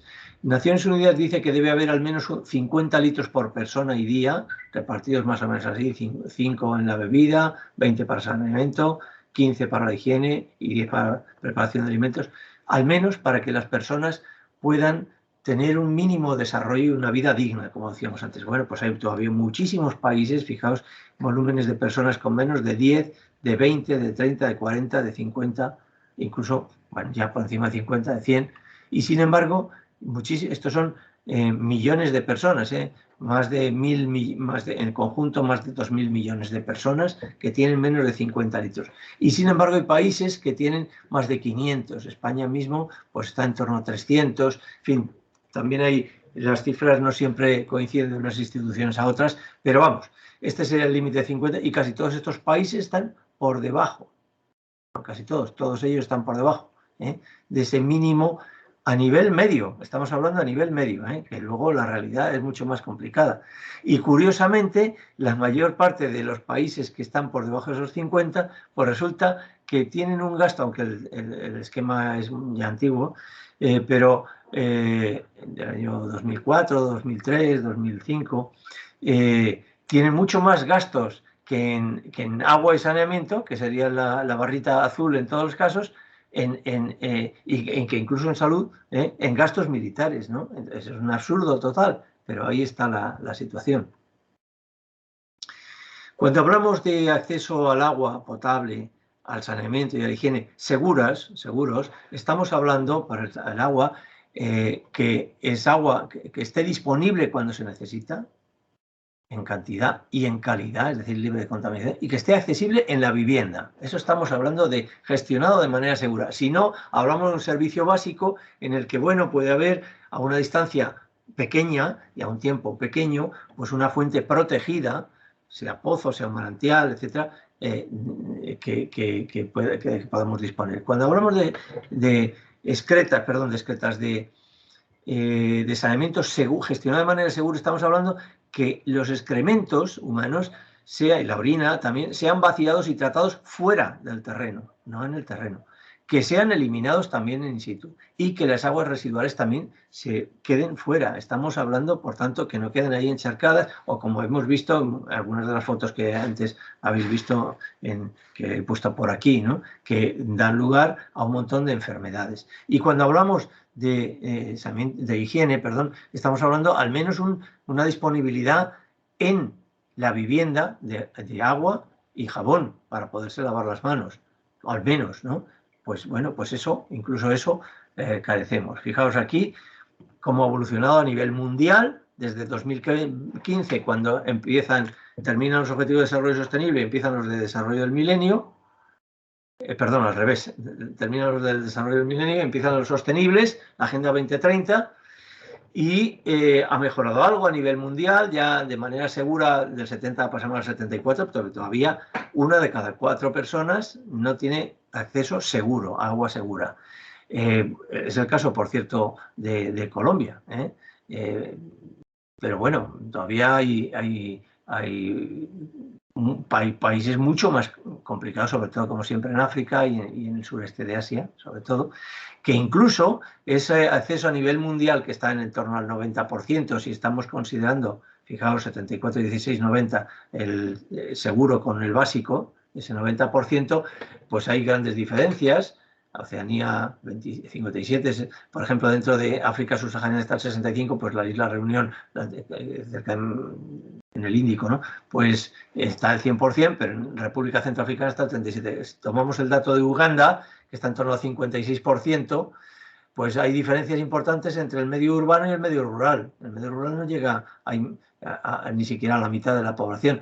Si lo comparamos por niveles de ingresos, los más pobres están muy por debajo de los ricos. Y si hablamos por regiones, fijaos como hay sitios como Kampala, que es la capital de Uganda, bueno, pues tiene bastante buen acceso, mientras que otras regiones la mayoría de las regiones están muy, muy por debajo. O sea que los valores medios que estamos utilizando esconden enormes desigualdades cuando hacemos, digamos, el zoom.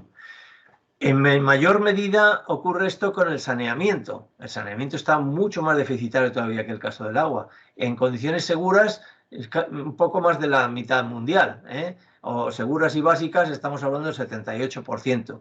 Bueno, todavía, fijaos, por ejemplo, en Colombia, todavía pues hay una importante tasa de población, como buena parte de África, y hay muchos que no tienen datos, por supuesto, que está en niveles muy bajos de acceso a servicios. En esto se debe fundamentalmente al medio rural. Hay países, sin embargo, pues como puede ser Suiza, yo creo que este es Austria seguramente, que están en el 100%, por encima del 99%, de saneamiento, que está en mucha peor situación que el acceso al agua. Y un problema específico ya del saneamiento es ya, el peor de todos, es que ni siquiera tienen la posibilidad digamos, de una mínima privacidad, seguridad, salubridad en la evacuación de las excretas, de las heces, digamos. Hay todavía países que tienen unos porcentajes muy altos de defecación a cielo abierto, al aire libre, que decimos, ¿no? Y que incluso, aunque la media mundial es del 6%, o sea, 6 de cada 100 personas todavía no tienen otra posibilidad que defecar al aire libre, sin embargo, cuando entramos en el detalle, que en Madagascar estamos hablando del 42%, pues hay enormes diferencias también, ¿no? Entre poblaciones, que es la casi totalidad, el 85%, ¿no?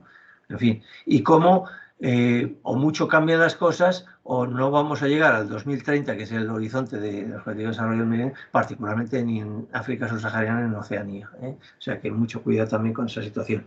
En cuanto al lavado de manos, en el hogar pues sigue habiendo grandes dificultades, sobre todo en África, en algunos países también. Estamos que, como decíamos antes, el 30% prácticamente de la población, 29 o 30%, está todavía en situaciones de baja o insuficiente, digamos, lavado de manos en el hogar, particularmente en África, e incluso los establecimientos de salud, los centros de salud, los consultorios, los ambulatorios, ni siquiera en muchos sitios todavía tienen instalaciones básicas de saneamiento, ni siquiera tampoco en los centros escolares, ¿no?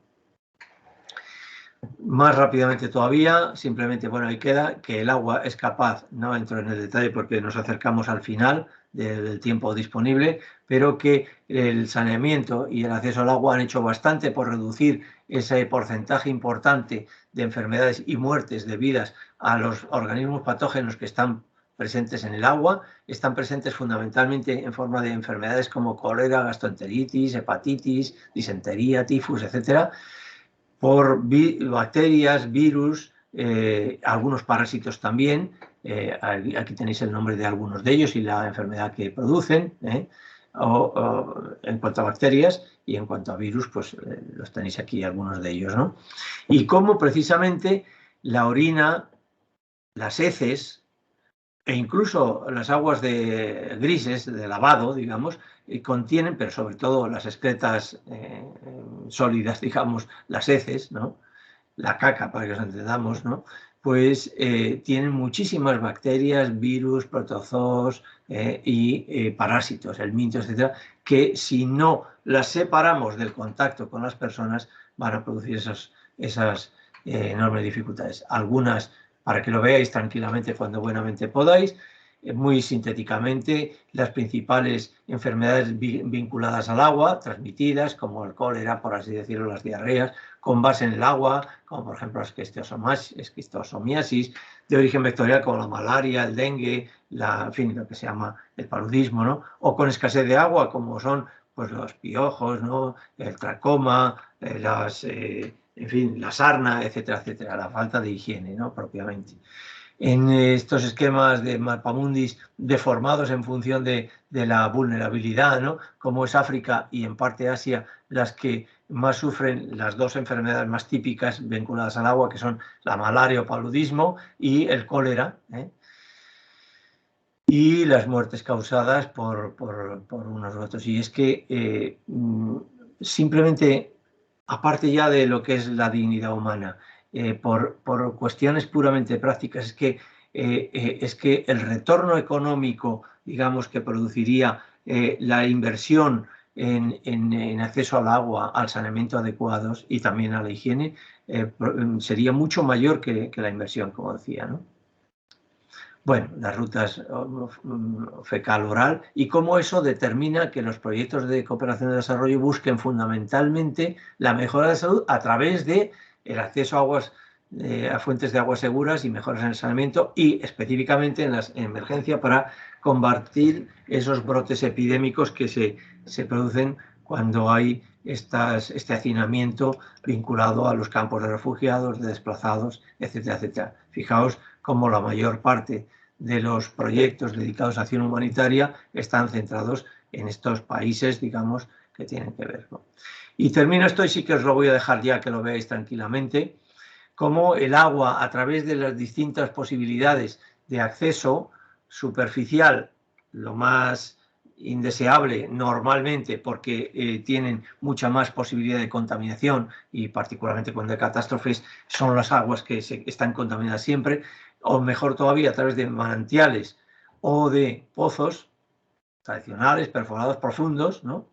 Pues cómo van a permitir ese acceso al agua, como el agua subterránea es especialmente la más interesante, aunque puede tener también una alta salinidad en algunos casos, la más interesante para atender esas situaciones desde el punto de vista también de la calidad, de la cantidad, y dijimos antes al principio que por supuesto con gran diferencia.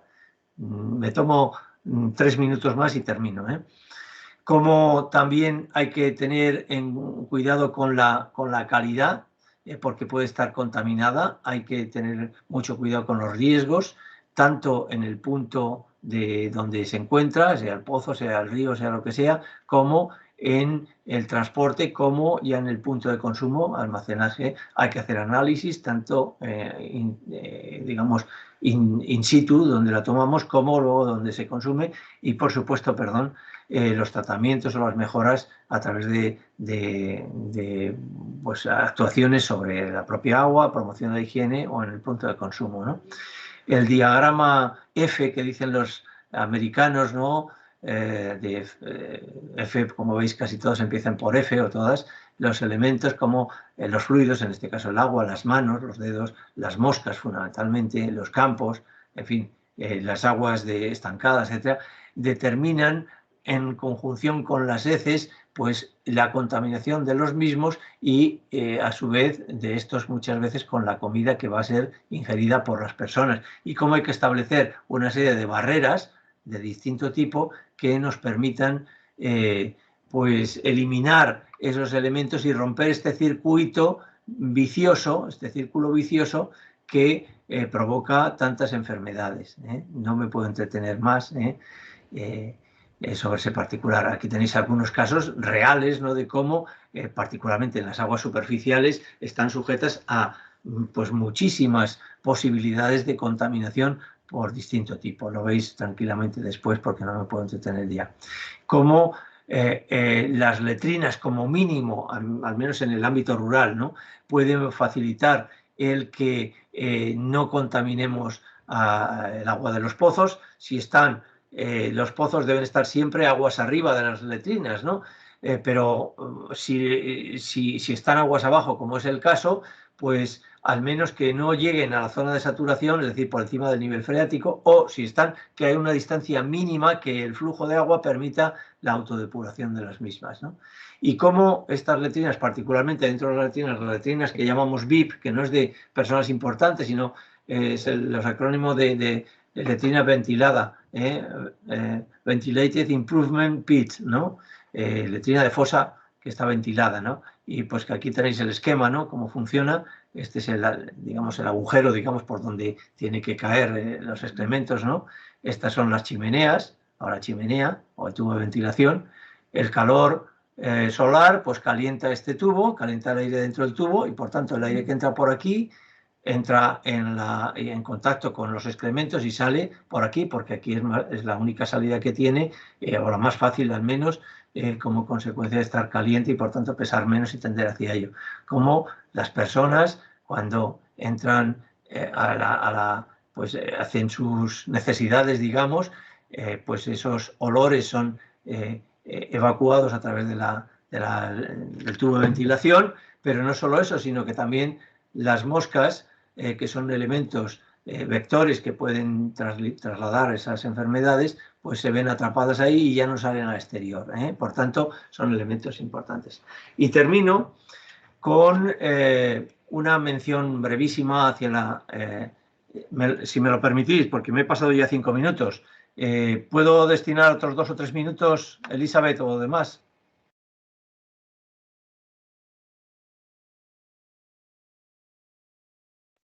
Bueno, no oigo nada. Entiendo que... ¿Sí? ¿Es posible? Sí, por mí está bien, sí, señor.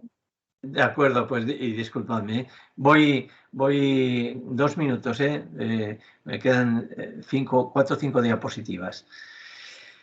Para la promoción de la higiene. Es fundamental, o sea, todo lo anterior está muy bien, pero es imprescindible, agua y saneamiento, pero es imprescindible que promovamos cambios en los comportamientos de las comunidades, particularmente más desfavorecidas, quizá con menos cultura en este sentido, porque si no, no va a servir de nada. Y eso requiere tiempo, conocimiento del medio y de las costumbres locales. No se puede ir, como se dice aquí en España, como elefante en cacharrería. No podemos ir con nuestros esquemas digamos, y prejuicios.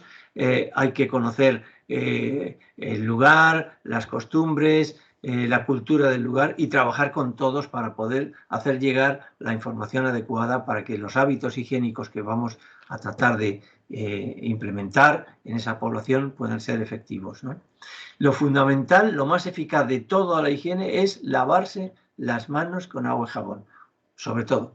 También, evidentemente, la eliminación de las excretas y almacenar el agua de forma segura, fundamentalmente. Pero lo fundamental es el lavado de manos. Reduce, como veis ahí, más del 40% los casos de enfermedades diarreicas, las enfermedades respiratorias, y más eficaz que cualquier vacuna normalmente para prevenir enfermedades infecciosas, lógicamente, y particularmente diarreas, cólera, disenterías, etcétera, etcétera. La mejora, dice ahí, del abastecimiento de agua reduce entre un 6 y un 25% la enfermedad, digamos, por diarrea. El saneamiento, un 32%. Pero el tratamiento del agua en el hogar, un 39%. Pero lo que más es el lavado de manos. Luego hay que insistir sobre todo en este asunto. Y, bueno, pues además de eso, lógicamente, también en lo que se refiere al transporte, el almacenamiento y el consumo en casa, pues requiere de una serie de acciones, empezando por el almacenamiento. Nada de hacerlo así en cántaros o baldes o bidones abiertos y sujetos a la posibilidad de entrada, digamos, de organismos patógenos a través de los animales, sino tapados, debidamente almacenados, pero también con cloración, a veces con una gotita de lejía simplemente, o ebullición, hervido del agua para eliminar esos agentes patógenos, o filtración. Y digo o, pero puede ser y, evidentemente. Quiero decir que mejor todavía si son varios de estos elementos de no tener otras posibilidades, ¿no? Estoy hablando sobre todo del ámbito rural, en el que es difícil que haya unos tratamientos previos del agua para todas las comunidades, ¿no?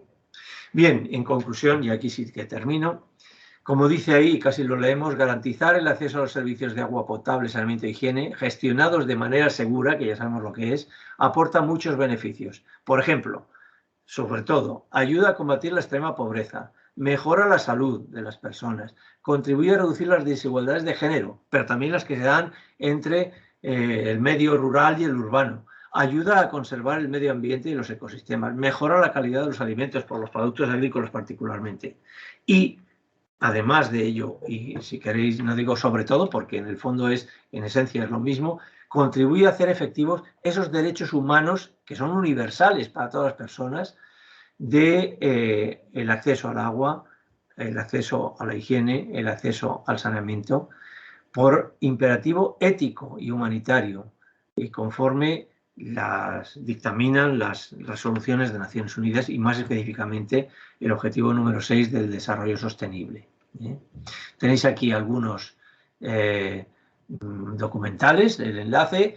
Yo os sugiero que los veáis cuando podáis, son cortitos, la mayoría veis minuto y pico, 2 minutos, minuto y pico, 2 minutos, 1 y pico, menos de 1 minuto. Si me permitís, y con eso termino, yo os voy a poner solamente este, puesto que he hablado menos que nada de la promoción de la higiene, pues lo tenéis a continuación. Bueno, esto es, si puedo, es 1 minuto y medio, si no, bueno, y esto simplemente es el programa en el que yo he, digamos, promovido, dirigido y también continúo participando de un posgrado de especialización, que por cierto ya ha habido varios alumnos colombianos, estoy recordando de hace 2 años, 2 colombianos, de hace 4 años otro colombiano y creo que otro más en las primeras promociones. Bueno, con esto digo que termino en este sentido. A ver, un momentín. ¿Puedo hacer una pregunta? Sí, sí, cómo no. Mientras tanto, por supuesto, adelante. Y disculpadme, así a nivel general, antes de que se me vaya la audiencia, por en fin, lo apretado de la exposición. Pero, por supuesto, adelante, pregunta, sí. Yo le quería preguntar, ¿usted qué piensa del abastecimiento a base del agua del mar, ¿no? Con los procesos de desalinización y todo eso. Sí. ¿Cree que sí cabe la posibilidad de que en algún momento determinado sea necesario el uso del agua del mar? No solo en algún momento, es que ya hay muchas... Sí, pero o sea, en su totalidad, digámoslo así, pues por lo que usted decía de la renovabilidad del agua. Ya, no. Vamos a ver. Primero, bueno, eso es un procedimiento actualmente muy caro, muy costoso, económicamente hablando y ambientalmente hablando, porque requiere mucha energía eléctrica normalmente, y además genera unas salmueras, digamos, digamos lo que restamos, las sales que quitamos del agua del mar, que también hay que tratarlas y hay que buscar cómo gestionarlas. Por otra parte, eso es algo que se da casi exclusivamente en situaciones del litoral, lógicamente. Los países que tienen mar, y no todos los países tienen mar, que parte de los países pues tienen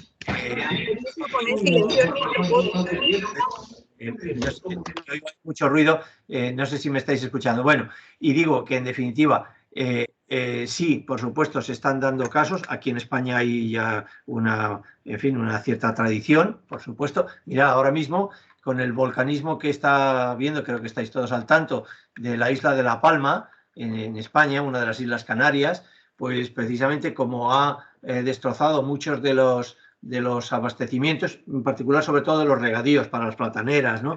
Pues el gobierno del Estado pues ha aportado unas estaciones desaladoras que están haciendo esa función, en algunos casos incluso para abastecimiento humano, pero ciertamente estamos muy lejos y no creo que a eso se llegue ni se deba llegar, además, porque sobre todo, como digo, Eso está limitado prácticamente solo a los países ribereños, digamos, o a las zonas de los países que están más próximas al mar.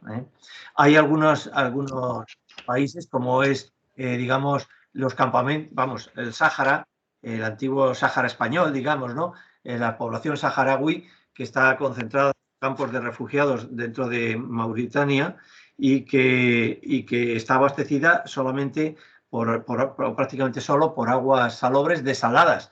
No es agua del mar, son aguas subterráneas profundas, no renovadas prácticamente, no renovables, y que les están quitando la sal. Pero vamos, son situaciones, digamos, marginales. No es lo general ni esperable que eso sea así en el futuro. ¿Alguna cosilla más?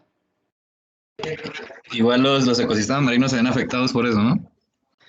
Bueno, esa es otra, claro. Es decir, que ¿qué hacemos con las salmueras? Si las devolvemos al mar, pues bueno, vamos a tener ese problema. De todas maneras, los océanos tienen unos volúmenes de agua, ya hemos visto, el 97,5% del total del agua disponible en la Tierra, en la hidrosfera, es agua marina. O sea que tampoco, en fin, esperamos que puedan ser, frente al volumen que se pueda sacar, incluso dentro de este siglo, y quedan todavía 80 años prácticamente para que termine el siglo, ¿no? Pues no creo que de ninguna manera puedan hacer una afección global. Otra cosa es que localmente, allá donde haya pues hay algunas de estas estaciones desaladoras, en virtud sobre todo de las salmueras, puedan provocar cambios importantes en el ecosistema litoral, ¿no? Y en la vida acuícola de los mismos, ¿no? Pero en general entiendo yo que no va a ser especialmente importante, ni por la cantidad ni por la afección que puede hacer desde el punto de vista de la calidad. ¿Alguna cosilla? Gracias. Lo otro que le quería preguntar es si usted nos deja esas diapositivas para pues el estudio de las mismas. Sí, yo ya se las he hecho llegar a la profesora Elizabeth Quintero, y también, como os decía al principio, un resumen en 2 páginas de las ideas principales que he estado comentando. Y yo os sugiero, como decía hacia el final, porque ya no da tiempo a ello, que entréis en la penúltima página. La última es simplemente de gratitud por haberme estado escuchando pacientemente durante todo este tiempo, esta hora y media larga. Pues decía que os aconsejo que en la penúltima diapositiva figuran como 12 o 15 enlaces a vídeos muy cortitos, documentales muy breves, muy ilustrativos de los distintos elementos que hemos estado comentando en la charla, y que os sugiero que lo veáis. Supongo que la profesora Elizabeth Quintero os lo hará llegar, si no lo ha hecho ya. Sí, ya lo tienen en plataforma, Mauricio. Mauricio, pues hay que estar al tanto. No sabía. Muchas gracias igual por la charla, muy informativa, muy importante todo lo que nos contó. Sí, ¿hay alguna cosa más?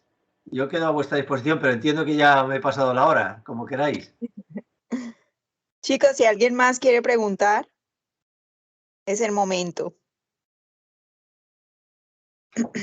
Igual la información que me pasó Luis, ya la tienen en plataforma, tienen el resumen y tienen el PDF de las diapositivas. ¿Listo?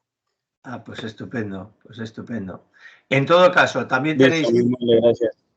Tenéis ahí, de nada, hombre, tenéis ahí también mi correo electrónico, y cualquier duda que entiendo que por la premura y por las horas que son ya, pues a lo mejor no os parece oportuno preguntar más cosas, pero si queréis alguna otra aclaración, me escribís una nota en el correo y en la medida de mis posibilidades, por supuesto, os contesto a todos y todas, Así que nada, pues yo creo que por mi parte nada más, salvo que Elizabeth quiera añadir alguna cosa.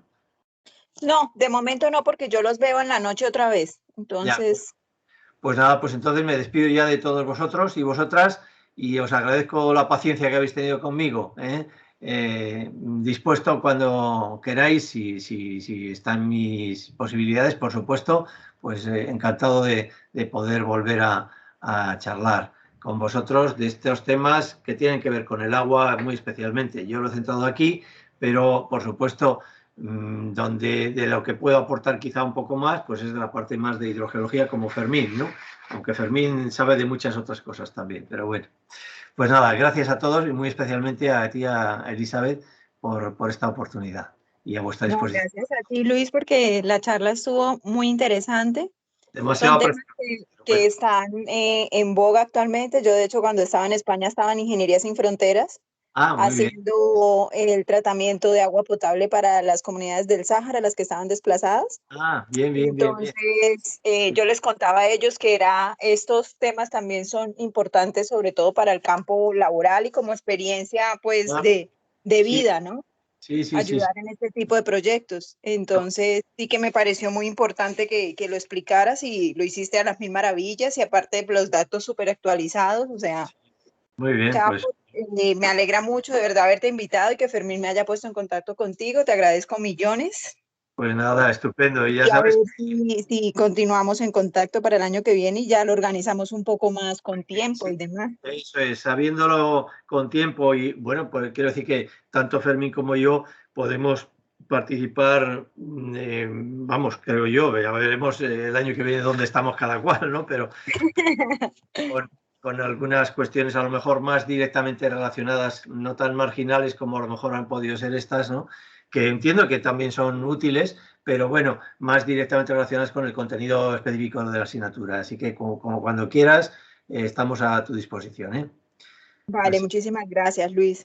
un abrazo, Elizabeth, que todo Muchísimas te vaya muy gracias. bien y a tus alumnos. Igualmente, Luis. Otro abracito para ti. Gracias, hasta pronto. Gracias. Muchísimas gracias por todo, Nada, permiso. a todos y a todas. Gracias, hasta luego. Encantado, hasta luego, hasta pronto. Adiós. Chicos, los veo por la noche, ¿vale? El horario de la clase normal. Asistencia. Profe, ponemos ya la asistencia. Sí, porfa.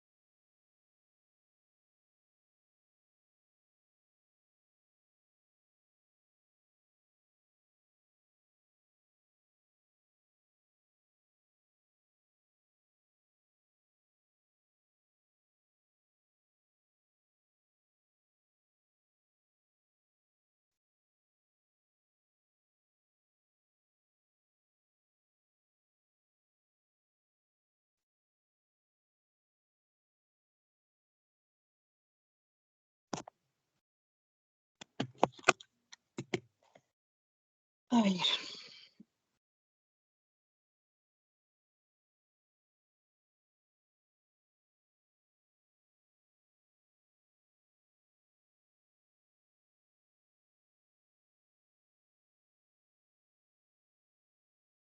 Chao, profe.